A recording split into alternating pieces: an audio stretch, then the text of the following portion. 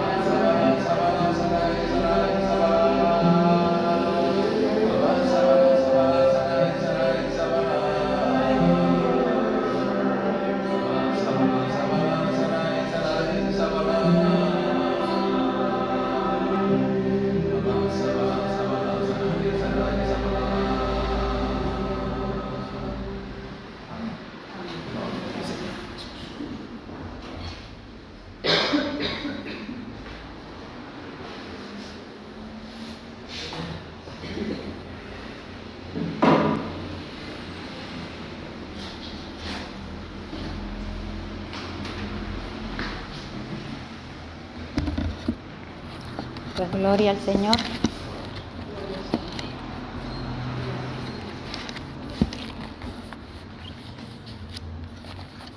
Bueno, algo muy sencillito que me dio el Señor. Es una palabra de Juan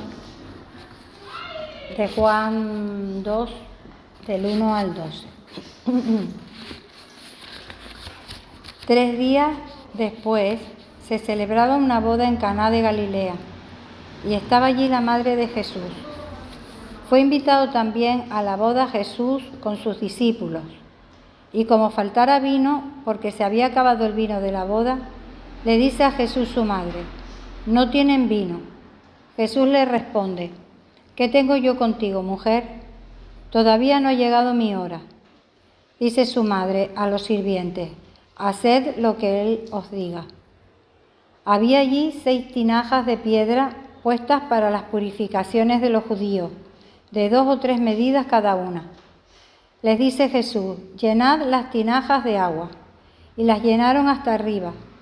«Sacadlo ahora», les dice, «y llevadlo al maestresala». Ellos lo llevaron. Cuando el maestresala probó el agua convertida en vino, como ignoraba de dónde eran los sirvientes los que habían sacado el agua, así que lo sabían, llama el maestresala al novio y le dice: «Todos sirven primero el vino bueno, y cuando ya están bebidos, el inferior.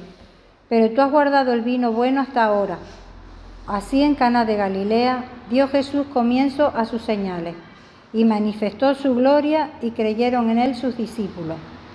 Después bajó a Cafarnaúm con su madre y sus hermanos y sus discípulos, pero no se quedaron allí muchos días. Palabra de Dios. Te alabamos, Señor. Bueno, esta palabra que la hemos oído pues un montón de veces, ¿no? Supongo es una palabra tan bonita en la que Jesús pues se manifiesta de una manera poderosa.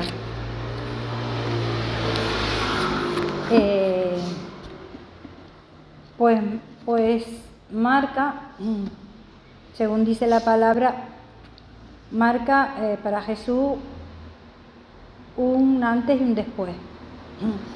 En ese momento, pues dice la palabra que dio comienzo a sus señales, es decir, a la vida pública de Jesús. Abandona pues su vida corriente que tendría de todos los días, pues de su trabajo como carpintero, pues de vivir con su madre, de ser pues familia y amigo de los que vivían a su alrededor, y pasó a dar el primer paso hacia una vida en la que ya no habría marcha atrás, en la que ya sería en ese momento pues a lo mejor conocido por muchos y también pues querido por muchos, pero también odiado y perseguido pues hasta su muerte. Probablemente la última obediencia hacia su madre se produce en esta palabra, obediencia en el sentido de como hijo que vivía en su casa, ¿no? Y que pues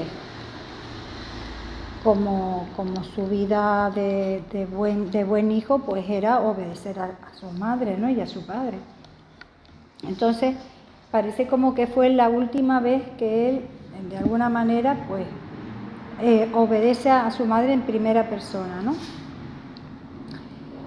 Y se produce en este texto que acabamos de leer, porque él que pensaba y quería pasar desapercibido, porque por lo que él decía no era su momento, no había llegado su hora, se encuentra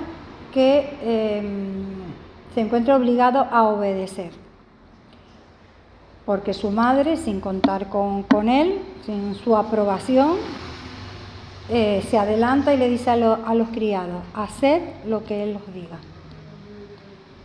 Esta frase, que es tan profunda, que a todos los que seguimos a Jesús pues nos indica de alguna manera cómo tiene que ser nuestra vida, nos indica de alguna manera cómo se resume en esa frase todo lo que tenemos que hacer en nuestra vida, ¿no?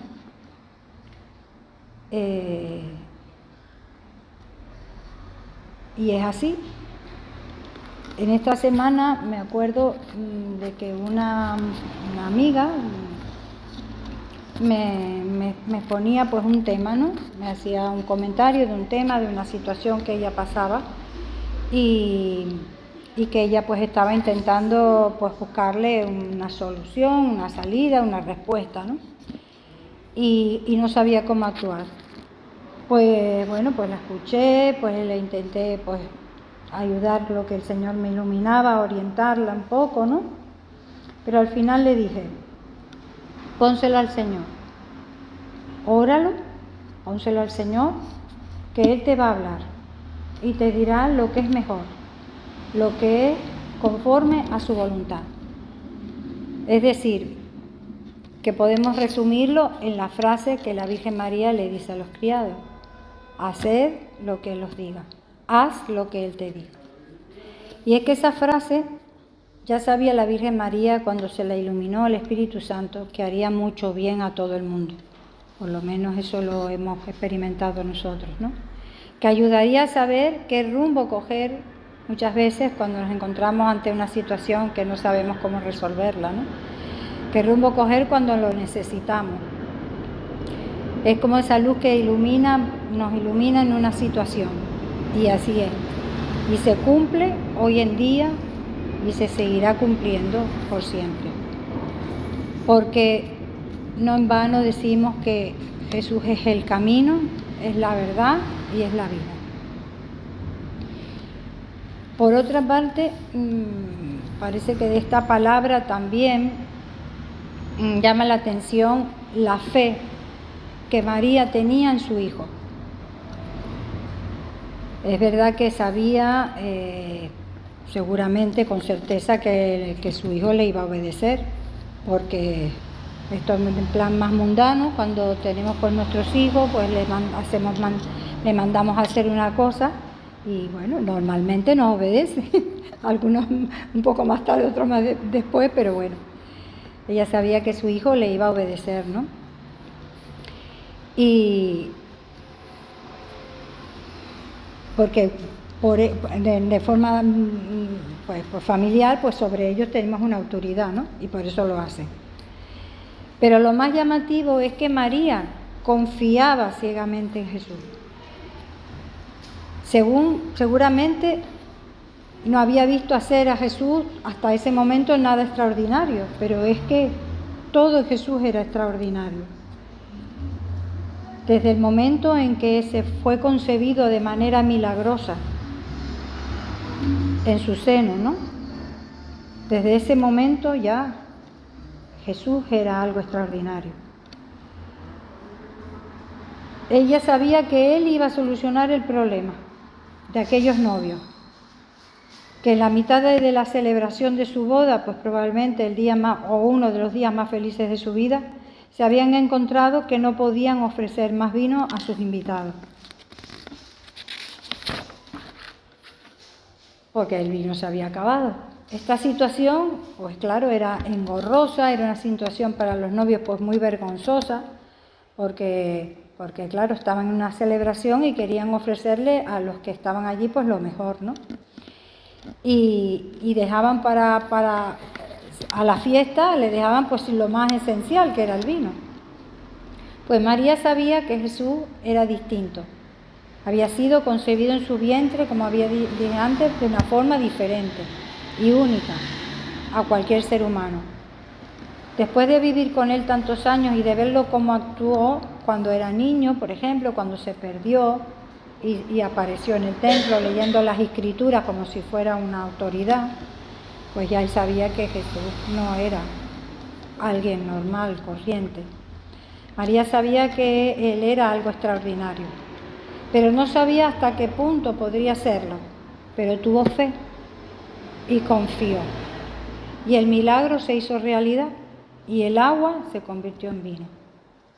Y todo como producto de una fe que no tenía ninguna grieta, no tenía ninguna fisura, que era total y absoluta.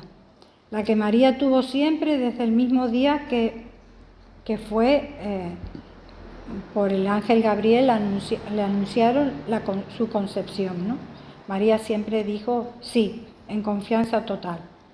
Confió en Dios Padre cuando le encomendó esa tamaña misión, nada menos que la de dar a luz al Mesías, al Hijo de Dios.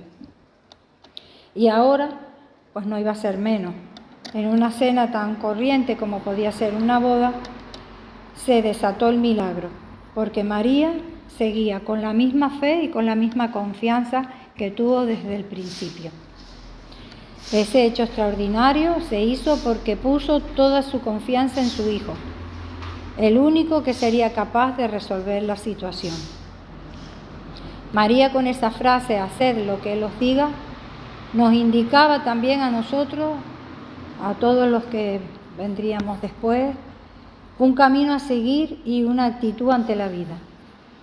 Porque la mirada en su Hijo y con total confianza, porque miró a su Hijo con total confianza y se dejó guiar por Él. Pero para eso es necesario también estar a la escucha. Poner oído a lo que Dios quiere en nuestras vidas, para nosotros y para los que nos rodean. Si María no hubiera estado atenta a lo que ocurría a su alrededor, no se hubiera dado cuenta de que aquella pareja de novios estaba en apuros y que se había quedado sin vino. Si no hubiera estado a la escucha de las necesidades de los que estaban a su lado, no se hubiera podido obrar ese milagro. Jesús no hubiera intervenido en la situación aquella.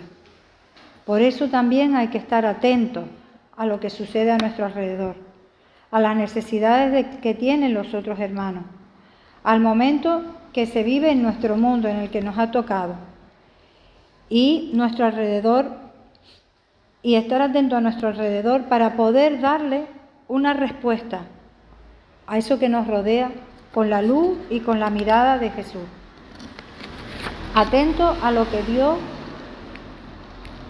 quiere para nuestra vida y para la de los hermanos que nos rodean.